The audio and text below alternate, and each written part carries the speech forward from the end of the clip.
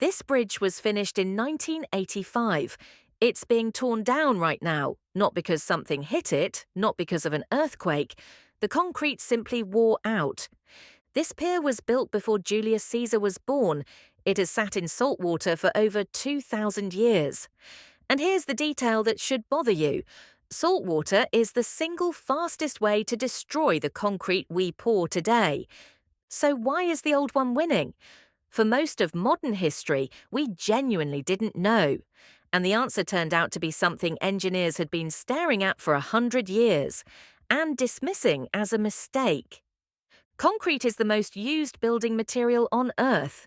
We pour enough of it every year to bury entire countries. And almost all of it has a hidden expiration date. Modern concrete is strong when you push on it, but weak when you pull it apart. So we run steel bars, rebar, through the middle to hold it together. That steel is what makes a bridge or a skyscraper possible. It's also the floor. Here's what happens over time. A tiny crack forms, totally normal. Water and salt seep in through that crack and reach the steel.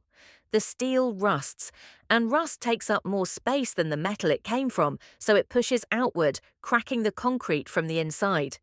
Engineers literally call it concrete cancer. More cracks let in more water, which causes more rust, which causes more cracks. It's a feedback loop with only one ending. A lot of our concrete infrastructure is designed to last 50 to 100 years, and in saltwater, far less. We didn't build for forever. We built with a clock ticking inside the walls. Now go back 2,000 years. The Romans had no steel rebar. Their concrete isn't reinforced with anything. By every rule we just described, it should be brittle, weak, and long gone. Instead, the Pantheon in Rome still holds the record for the largest unreinforced concrete dome on the planet, 19 centuries after they finished it. Their recipe was deceptively simple: lime, chunks of rock, and volcanic ash, specifically ash from the region around Mount Vesuvius. We even have the recipe written down by Roman authors like Vitruvius. So this was never a totally lost secret. The mystery was never what they used. The mystery was why it refused to die. One Roman writer, Pliny the Elder, described their sea concrete becoming a single stone mass, impregnable to the waves, and stronger every day. Stronger every day in seawater. That should be impossible. For centuries we assumed the Romans just got lucky with unusually good volcanic dirt. Then scientists actually put it under a microscope. In 2017, a research team drilled into Roman marine structures and looked at what was happening at the level of individual crystals. What they found flipped the whole story. As seawater seeped into the Roman concrete, it wasn't breaking it down. It was reacting with the volcanic ash to grow brand new minerals, rare interlocking crystals, right inside the material. The seawater wasn't the enemy, it was the ingredient. Every wave that hit it was, very slowly, making it tougher. So our concrete and their concrete react to the exact same ocean in exactly opposite ways. Ours dissolves, theirs heals. Which raises the obvious question, how?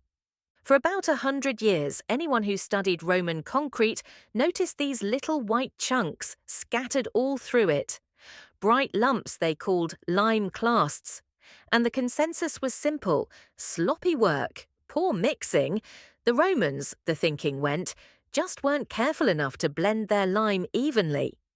In 2023, a team at MIT decided to take those mistakes seriously, and they realized everyone had been wrong for a century. The lumps weren't a defect, they were a repair system. Here's the trick. The Romans likely mixed their concrete hot, using a more reactive form of lime, which left these calcium-rich lumps embedded everywhere like tiny first aid kits. When a crack forms and water gets in, the water hits a nearby lump, dissolves the calcium, and that calcium recrystallizes right inside the crack, gluing it shut before it can spread. Think about what that means next to our concrete. In ours, a crack is the beginning of the end. In theirs, a crack triggers its own repair. The exact same event, water entering a crack, destroys one material and heals the other. The thing we dismissed as a Roman mistake for 100 years was the entire point. So if the recipe was written down, how did we lose this? The honest answer, we didn't lose the recipe, we lost the reason. When the Roman construction world fell apart, so did the hands-on know-how and the supply chains. And when modern concrete was invented in the 1800s, we optimized for completely different things. Speed and how fast it gets strong, not how long it lasts. We made a trade without realizing it was a trade. We swapped a material that lasts millennia for one that's faster to pour and replace. And replacing concrete is brutally expensive for your taxes and for the planet. Making cement produces roughly 8% of all human carbon emissions. A concrete that healed itself and lasted centuries wouldn't just be impressive.